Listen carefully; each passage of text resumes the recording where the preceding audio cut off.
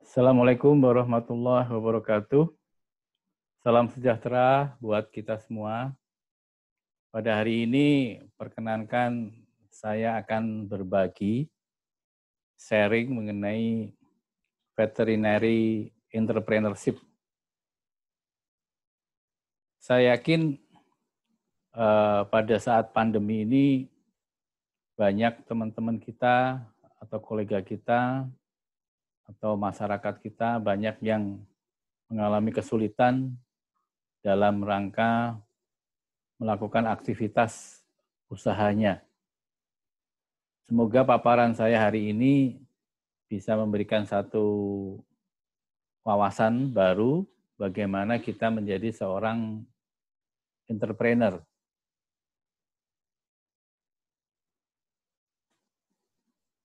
Ini yang akan saya share ke teman-teman yang mengenai presentasi ini, semoga bermanfaat bagi kita semua. Jadi judul daripada presentasi ini adalah How to Create Veterinary Entrepreneurship Mindset. Ya.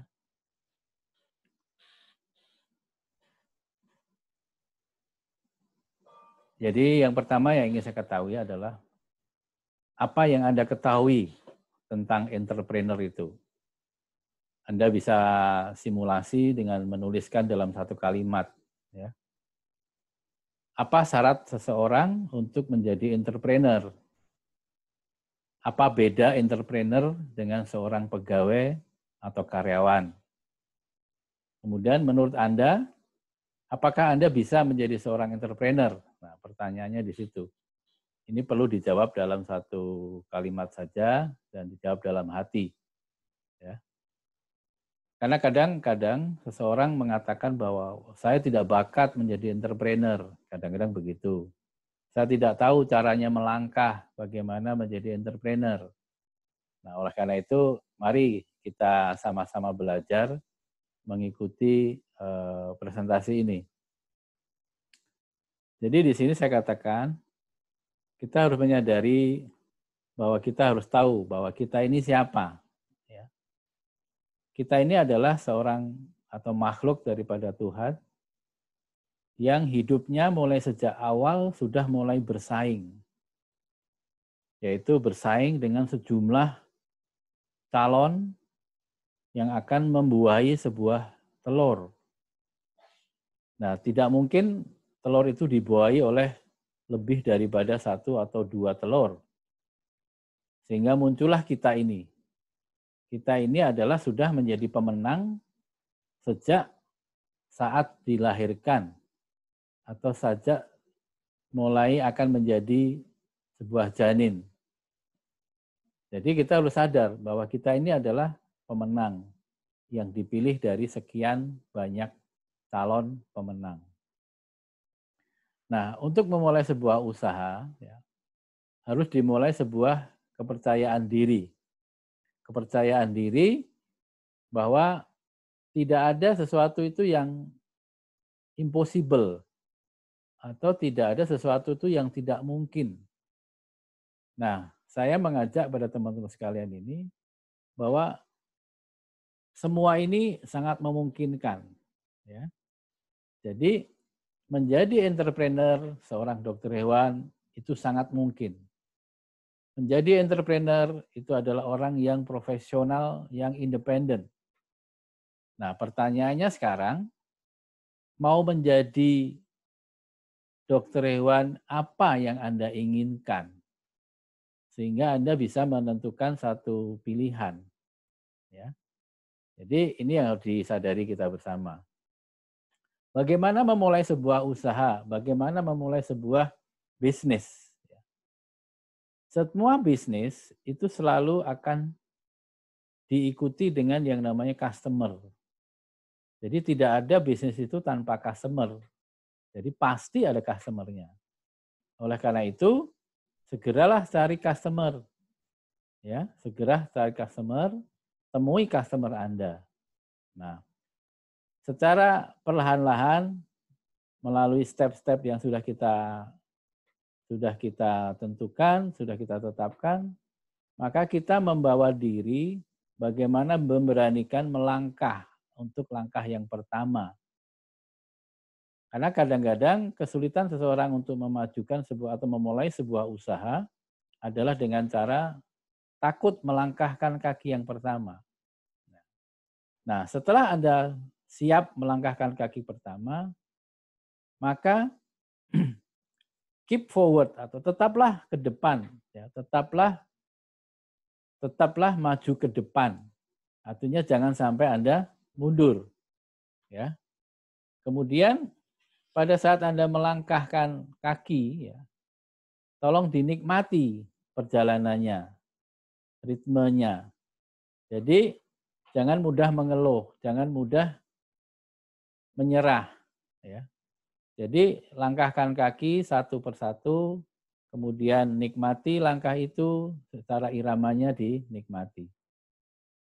Saya yakin di dalam setiap langkah itu pasti kadang menemui sebuah lubang besar, kadang-kadang menemui kerikil yang besar atau kerikil yang kecil yang menyebabkan kita akan jatuh. Di dalam bisnis, gagal itu bukan hal yang perlu ditakuti. Karena kegagalan itu sebenarnya adalah sebuah kesuksesan yang tertunda. Yang ini yang harus Anda yakinkan bersama-sama. Nah, pada kesempatan ini saya akan bertanya kepada Anda. Pasti Anda mempunyai networking. Networking itu siapa? Semua yang menjadi teman Anda itu adalah networking Anda yang merupakan potensi customer yang memungkinkan menjadi relasi Anda. Oleh karena itu, jangan sungkan-sungkan mendata teman Anda, tempatnya di mana, tinggalnya di mana, kesukaannya apa, kemudian apa kegiatan sehari-harinya. Maka Anda boleh catat, ya. Karena data ini sangat penting, ya. Jadi sekali lagi bahwa bisnis ini pasti punya customer. Customer itu siapa? Yaitu teman-teman Anda bisa menjadi customer. Anda misalnya lulus tahun 2020 ini, pasti Anda punya teman yang minimal 50 orang yang tersebar di seluruh Indonesia. Apalagi yang sudah lulus tahun 2010 misalnya. Pasti Anda punya teman yang lebih banyak lagi di seluruh Indonesia. Nah, karena itu, jadikanlah teman-teman Anda itu sebuah networking, dan jadikanlah teman-teman Anda itu adalah calon-calon customer Anda. Nah, di dalam bisnis, ya, bisa dikatakan bahwa ada satu energi yang tidak pernah hilang. Sebenarnya dia hanya berubah bentuk, ya. Nah, berilah harapan, ya, dan lakukan kolaborasi bersama teman-teman yang ada. Dan jadikanlah kompetisi ini menjadi kompetisi yang positif, ya. Kompetisi yang sangat memberikan satu harapan dan bisa melakukan kompetisi yang berkolaborasi. Berkolaborasi akan lebih baik apabila Anda pilih daripada Anda stay alone atau berjalan sendirian. Karena saat ini bisnis yang akan besar adalah bisnis yang mau melakukan kolaborasi. Di dalam hukum kekekalan energi, ya, energi itu tidak akan pernah hilang. Biasanya hanya berubah bentuk. Demikian juga jika kita mempunyai motivasi kemandirian, ya, itu adalah energi. Motivasi untuk mandiri, tidak tergantung orang lain, itu adalah energi. Maka motivasi itu akan berubah menjadi sesuatu yang mempunyai kekuatan yang sangat besar bila ini dilakukan secara terus-menerus. Jadi, apabila Anda mempunyai motivasi untuk menjadi seorang entrepreneur, maka itu adalah suatu energi yang harus Anda pelihara dan tidak boleh surut. Ya. Karena apabila ini dilakukan, dipikirkan setiap hari, maka itu akan menjadi sebuah kekuatan yang besar. Anda bisa buktikan bahwa itu sangat memungkinkan terjadi. Nah, di dalam bisnis, kadang-kadang kita hanya berpikir ingin mendapatkan terus sesuatu, ingin mendapatkan hal yang menguntungkan. Jadi di dalam bisnis juga, ya, ini ada satu tips, ya. berilah tanpa berharap mendapatkan pengembalian. Give without expecting to return. Jadi di dalam kehidupan ini, ya, semakin banyak kita memberi, maka kita akan semakin banyak untuk menerima. Ini sudah menjadi hukum alam. Ya. Jadi banyaklah Anda memberi, maka Anda pun akan dapat menerima hal yang lebih banyak. Jadi fokus kepada bagaimana kita berbagi. Berbagi itu tidak hanya dalam bentuk harus berbagi uang atau berbagi material. Berbagi itu bisa bermacam-macam cara. Ya. Maka apabila Anda fokus bagaimana cara memberikannya, maka Anda pun akan mendapatkan pengembalian ataupun mendapatkan receive yang tidak disangka-sangka. Ini konsep di dalam semua agama. Jadi istilahnya banyaklah bersedekah, maka Anda akan mendapatkan pengembalian yang tidak disangka-sangka. Kemudian di dalam bisnis pun tetap harus mempunyai suatu vision, ya, tujuan yang jelas dan harus konsisten. Kita tahu bahwa bisnis ini tidak akan begitu berdiri kemudian mulus jalan, kemudian mendapatkan pendapatan yang besar. Pasti bertahap dan tidak boleh menyerah. Ya. Silahkan munculkan beberapa ide-ide ke depan dan lihatlah peluang-peluang yang ada dan banyaklah berkreasi. Ya. Jadi ini yang harus Anda lakukan. Banyaklah ide, misalnya bisnis A kemudian tidak sukses, harus tetap jalan bagaimana menjadi A plus B. Bagaimana A plus B menjadi tidak sukses, jadilah menjadi A plus B plus C. Maka di suatu saat Anda akan menemukan sebuah titik di mana ketemu bisnis yang paling ideal yang Anda bisa jalankan. Nah, kadang-kadang kita tidak yakin ke depan bahwa bisnis kita ini akan maju, bisnis kita ini akan jalan terus. Oleh karena itu, saya berharap apabila Anda sudah menemukan sebuah ide, maka jalanlah terus, jangan sampai melangkah mundur. Maka kalau melangkah mundur ini, Anda akan pasti ketinggalan, ya, pasti akan ketinggalan dengan orang-orang yang selalu melangkah maju ke depan. Nah, seperti halnya bisnis ini tidak ada yang begitu jalan mulus.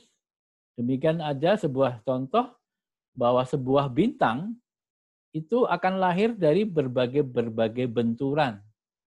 Berbentur-bentur, kemudian baru akan mendapatkan sebuah cahaya. Demikian juga seorang entrepreneur pasti lahir dengan banyak tempaan. Ya, tidak mungkin dia tidak menemui kegagalan. Nah, oleh karena itu, kegagalan jangan ditakuti. Kegagalan itu pasti terjadi. Dan kita harus paham bahwa kegagalan itu adalah kesuksesan yang tertunda. Oleh karena itu, tetap jalan terus. Ya. Apabila Anda sudah mempunyai sebuah ide, tetap jalan dan tetap langkah ke depan. Contoh ini bisa studi kasus, ya. Misalnya kita contoh mempunyai sebuah produk yang namanya Vetnesia. Vetnesia ini lahir dan pengen dikenal oleh banyak orang. Makanya harus punya strategi bagaimana Vetnesia ini segera dikenal oleh orang banyak. Melalui apa? Melalui sebuah database. Ya. Kebetulan Vetnesia ini adalah majalahnya dokter hewan di Indonesia. Maka untuk pertama kalinya, siapa yang diwajibkan ataupun siapa yang diwajibkan membaca adalah para dokter hewan di Indonesia. Maka kekuatan brand ini yang harus dipelihara.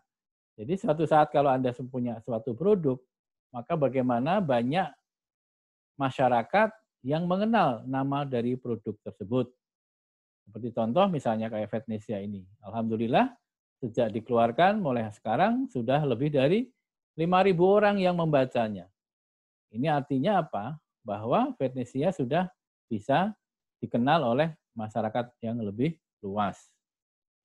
Kemudian yang kedua misalnya, ada yang namanya HaloVet.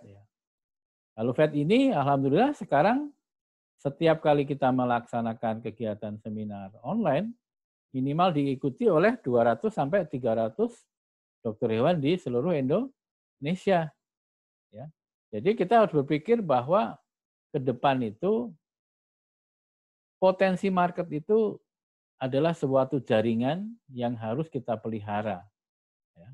Jadi apalagi zaman sekarang memasuki era 4.0, industri 4.0, yang semuanya sudah berjalan secara online dan menggabungkan dunia maya dengan dunia fisik. Ya. Kemudian ini FedBiz juga salah satu contohnya. Jadi sudah dikenal oleh berbagai macam para dokter hewan di seluruh Indonesia. Ya. Kemudian ini ada aplikasi juga namanya iVet Data. Ini juga sudah lebih dari 500-an, mungkin bisa lebih dari 1.000 orang menggunakan aplikasi ini. Ya. Jadi saya harapkan contoh-contoh itu menjadi sebuah hal yang bisa kita lakukan. Kemudian setelah berjalannya bisnis, ya, apa yang harus kita lakukan? Yang tidak boleh ditinggalkan adalah bagaimana memelihara kualitas. Menjaga kualitas yang terus-menerus selalu menjadi yang terbaik. Oleh karena itu, kita perlu membuat mengkreasikan sebuah tim. Ya. Kemudian bagaimana tim ini bergerak untuk memelihara kualitas produk kita. Bagaimana meng-create teman-teman sebagai follower kita. Bagaimana meng-create rasa tanggung jawab kita terhadap apa yang sudah kita lakukan dan selalu membuat suatu tantangan. Ya. Jadi tidak pernah ada yang namanya tantangan itu berhenti. Tahun depan tidak boleh target kita lebih sedikit daripada tahun yang kemarin. Itu salah satu tantangan. Karena apabila kita sudah membuat suatu target, maka target itu pasti insya Allah akan tercapai. Kemudian di dalam bisnis juga, jangan takut menjadi berbeda. Ya, jangan takut Anda menjadi berbeda. Karena kadang-kadang perbedaan ini menjadikan kesempatan kita untuk lebih maju daripada orang lain. Maka jangan takut berbeda. Paling pertama kali diketawain oleh orang-orang. Seperti zaman dulu pada waktu Aqua atau teh botol keluar. Orang pada mencibir. Ya. Kan beli air, mendapatkan air kan mudah. Bikin teh kan juga mudah. Kenapa masih ada teh botol? Kenapa masih ada Aqua? Nah, untuk awalnya mungkin banyak orang bertanya. Tapi kenyataannya sampai tahun ini banyak sekali produk-produk daripada air mineral itu. Ya, oleh karena itu, jangan takut Anda menjadi berbeda kepada dengan orang lain. Kemudian lakukan sesuatu yang milik Anda sendiri, artinya di sini kalau Anda mempunyai ide, sebaiknya menjadi ide pribadi Anda, ide yang benar-benar yang Anda miliki. Ya. Kemudian sampaikan kepada tim Anda bagaimana teman-teman Anda bisa mengikuti daripada ide Anda. Jadi misalnya nih, saya mau bikin keripik lele misalnya, atau saya mau bikin rendang lele misalnya, yang itu belum pernah ada di pasar. Nah, ide-ide ini Anda tidak perlu takut. Silahkan Anda tetap jalani, bahwa ide ini tidak salah. Ya. Jadi Anda boleh mencoba dengan cara tetap yakin bahwa produk Anda ini pasti bisa berjalan. Nah, terakhir, bahwa Anda harus banyak percaya dan harus yakin bahwa rezeki itu presisi. Rezeki itu mengikuti kepantasan. Tugas kita adalah mempersiapkan diri untuk menemui momentum kesuksesan itu. Jadi jangan takut ya bahwa Allah yang Maha Kuasa itu sudah menetapkan rezeki itu tidak akan pernah salah tempat. Rezeki itu pasti presisi. Ya. Jadi saya katakan di sini, percayalah pada Allah dan jangan lupa minta tangan Allah ikut campur di dalam bisnis kita. Berdoalah setiap hari, maka Allah akan memberikan satu jalan yang terbaik bagi kita dan saya yakin itu pasti akan terjadi. Jadi ini yang saya sarankan, moga-moga apa yang saya sampaikan ini bisa memberikan satu wawasan baru bagi teman-teman yang ingin memulai usaha atau memulai menjadi seorang entrepreneur. Demikian dari saya, jayalah dokter hewan Indonesia, majulah dokter hewan Indonesia, dan bersatulah dokter. Demikian dari saya, dan semoga ini bermanfaat bagi kita semua. Oke, terima kasih. Wassalamualaikum warahmatullahi wabarakatuh.